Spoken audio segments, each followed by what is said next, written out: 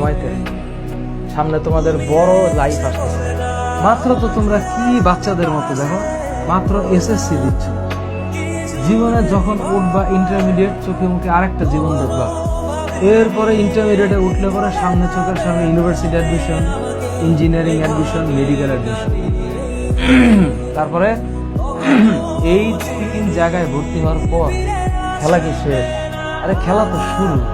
এগুলো পাশ করতে জীবনে অর্ধেক সময় চলে যাবে, 25-26 বছর পার হয়ে যাবে। এরপরে জীবনে বিবাহ আসবে, তারপরে জীবনে কি আসবে? বাচ্চা কাচ্চা আসবে। সেই বাচ্চা কাচ্চা আবার তোমার মতো জীবন পার করছে, এই বাচ্চা কাচ্চা আবার এসএসসি দিবে, তুমি তখন বাচ্চা কাচ্চার বাপ। ওই বাচ্চা কাচ্চা আবার ইন্টারমিডিয়েট দিবে, সেই বাচ্চা কাচ্চা আবার admission, university admission, BUET admission, medical admission দিবে। মানে এই জীবনে কোনো শান্তি নেই। শান্তির মা, নানি, খালা, চাচা, চাচি সব গণ। তার মানে এই যে তোমার সাইকেল যে একবার শুরু হয়েছে, তোমার পরবর্তী প্রজন্ম ওই একই সাইকেলে দৌড়াইতে থাকবে।